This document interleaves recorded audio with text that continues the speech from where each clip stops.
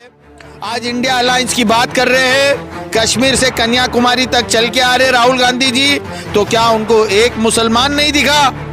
आज 22 स्टेटों में उनको एक मुसलमान नहीं दिखा कि उनकी मुसलमान को एक टिकट नहीं दिया।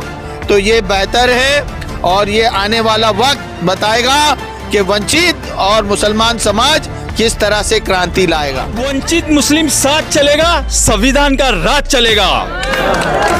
दलित और मुसलमान एक साथ चल चुके हैं। जब जब इन्होंने संविधान को खत्म करने की बात की, मुसलमानों को खत्म करने की बात की, दलितों को खत्म करने की बात की, तब तब दलित और मुसलमान एक साथ इंकलाब लाए और इंकलाब आया। अरे ये संविधान क्या खत्म करेंगे, वो भूल गए आप।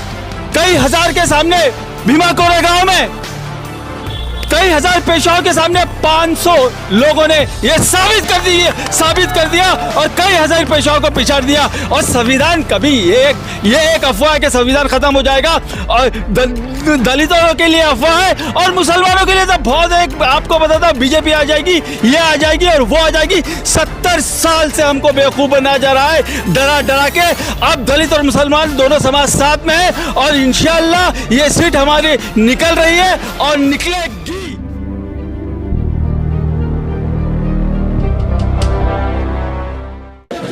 जय हिंद दोस्तों, इस वक्त मैं मौजूद हूं मुंबई के आगरीपाड़ा इलाके में और आगरीपाड़ा का ये एक ऐसा इलाका है जहां पर बहुजन समाज की एक कसीर तादाद की आबादी यहां पर रहती है। आज उन्होंने अफजल दाऊदानी की इस पदयात्रा में उनका भव्य दिव्य स्वागत किया। यहां पर बुद्ध विहार में वो गए, वहां पर जाने के बाद गौतम बुद्ध साहब की और बाबा अम्बेडकर साहब की मूर्ति के आगे उन्होंने फूल और अर्चना की और फिर उसके बाद सारे यहाँ पर उनके कार्यकर्ता जमा हुए हैं। इनसे बात करते हैं किस तरह का समर्थन आज की इस पदयात्रा में इन्हें मिल रहा है। अफजल दाऊदानी साहब, आज की इस पदयात्रा में कितने लोग आपके साथ शरीक हुए और कौन कौन लोग हैं इस पदयात्रा में आज? मैं हिंदुस्तान डेली के माध्यम से ये कहना चाहूँगा, पहले तो आपकी टीम का शुक्रिया। और आज यहाँ पर मदनपुरा में हम आए हैं, मुस्लिम भाई और वंचित भाई और वंचित समाज के लोगों ने आज आरती उतार के ये प्रूव कर दिया कि हम जीत चुके हैं साउथ मुंबई की सीट। अरे क्या बात है, हम तुम्हारे साथ हैं। ये पूरी तरह से उनका सहयोग है और वो सारे लोग डॉक्टर प्रकाश आंबेडकर जी के बोलने पे ही सब कुछ करते हैं और उन्होंने एक बार जो बोल दिया, जो कमिटमेंट कर दिया, तो वो कमिटमेंट हो जाता है। ये मेरे लिए खुशनसीबी की बात है कि उन्होंने कमिटमेंट किया है और उन्होंने कैलकुलेशन किया है कि ये साउथ मुंबई की सीट वंचित समाज, ओबीसी समाज और माइनॉरिटी का मुस्लिम समाज, तमाम दिगर क्रिश्चियन समाज, जैन समाज मिलके ये सीट को पूरी तरह से हम निकालेंगे। अफजल भाई, जिस तरह से प्रकाश अंबेडकर साहब का लोग इंतज़ार कर रहे हैं कि कब वो मंच लगाएंगे, कब वो सभा को संबोधित करेंगे, तो क्या दर्शक जानना चाहते हैं कब वो मंच लगने वाला है, कब प्रकाश साहब अंबेडकर मंच पर आकर अपने कार्यकर्ताओं को और मुस्लिम समाज को संबोधित करने वाले हैं? यहाँ के लोगों ने आरती उतार के ये बता दिया था और बहुत ही जल्द डॉक्टर प्रकाश आंबेडकर जी ने मुझे आज ही मेरी बात हुई है और उन्होंने 15 तारीख का वक्त दिया है। हम नागपाड़ा जंक्शन पे, नागपाड़ा के चौराहे पे, जहाँ मुस्लिम समाज, वंचित समाज सब एक मिल के उनकी हम पूरी तरह से सभा है, तो उसमें ज़रूर शामिल होंगे। 15 तारीख 7 बजे का टाइम है, तो उनकी सभा ज़रूर वो आएंगे और वो इसी के लिए आएंगे क्योंकि यहाँ से, इस इलाके से उनको पूरी तरह से पता है कि सारे वंचित के लोग और मुसलमान के लोग भी उनको साथ देंगे, क्योंकि मुसलमान के मुद्दों में एक ही आवाज़ उठी है हमेशा, चाहे वो नुपुर शर्मा हो, चाहे वो अजान के बोंगे हो। अजान के बोंगे के टाइम पे कौन सीएम था, ये लोग पता कर ले कि कौन उस वक्त पे सीएम था और किसकी आवाज़ उठी थी। इसके अलावा फ़िलिस्तीनी के लिए जो आवाज़ उठी है वो सबसे पहले डॉक्टर बाबा साहेब आम्बेडकर के घर से उठी है और प्रकाश आम्बेडकर जी ने ये दावे के साथ बोला था कि आपको जो करना है कर लो, मैं यहाँ पर प्रोटेस्ट करूँगा आज़ाद मैदान में। तो ये हमारे मुसलमान समाज को पूरी तरह से समझना चाहिए कि आज उन्होंने पूरे महाराष्ट्र में से 6 लोगों को, 6 उम्मीदवार जो मुसलमान को उतारा है। आज इंडिया अलायंस की बात कर रहे हैं, कश्मीर से कन्याकुमारी तक चल के आ रहे राहुल गांधी जी, तो क्या उनको एक मुसलमान नहीं दिखा? आज 22 स्टेटों में उनको एक मुसलमान नहीं दिखा कि उनकी मुसलमान को एक टिकट नहीं दिया, तो ये बेहतर है और ये आने वाला वक्त बताएगा कि वंचित और मुसलमान समाज किस तरह से क्रांति लाएगा। तो दोस्तों यहाँ पर सलीम द बॉस मौजूद है, जो गवंडी से तशरीफ रखते हैं और एक बड़े गद्दावर नेता माने जाते हैं, समाज सेवक माने जाते हैं। सलीम सर, क्या कहेंगे? आज अफजल दाऊदानी की जब शुरुआती रैली थी तो मुट्ठी भर लोग नजर आ रहे थे, लेकिन जैसे जैसे दिन बढ़ता जा रहा है अफजल दाऊदानी के पीछे समर्थकों का काफिला भी बढ़ता जा रहा है। क्या वजह है, क्यों लोग इनसे जुड़ रहे हैं? मैं आप लोगों को ये बताना चाहता हूं, अब वंचित मुस्लिम साथ चलेगा, संविधान का राज चलेगा। दलित और मुसलमान एक साथ चल चुके हैं। जब जब इन्होंने संविधान को खत्म करने की बात की, मुसलमानों को खत्म करने की बात की, दलितों को खत्म करने की बात की, तब तब दलित और मुसलमान एक साथ इनकलाब लाए और इनकलाब आया। अरे ये संविधान क्या खत्म करेंगे, वो भूल गए आप। कई हजार के सामने भीमा कोरेगांव में कई हजार पेशवाओं के सामने 500 लोगों ने यह साबित कर दिया और कई हजार पेशवाओं को पिछाड़ दिया। और संविधान कभी ये एक अफवाह है कि संविधान खत्म हो जाएगा, और दलितों के लिए अफवाह है और मुसलमानों के लिए तो बहुत एक आपको बताता हूं, बीजेपी आ जाएगी, ये आ जाएगी और वो आ जाएगी। 70 साल से हमको बेवकूफ बनाया जा रहा है, डरा डरा के।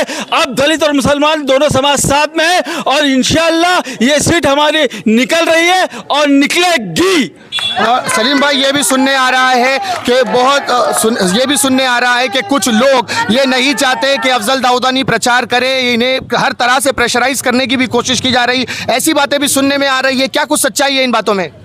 अरे सच्चाई तो आप लोगों के सामने है।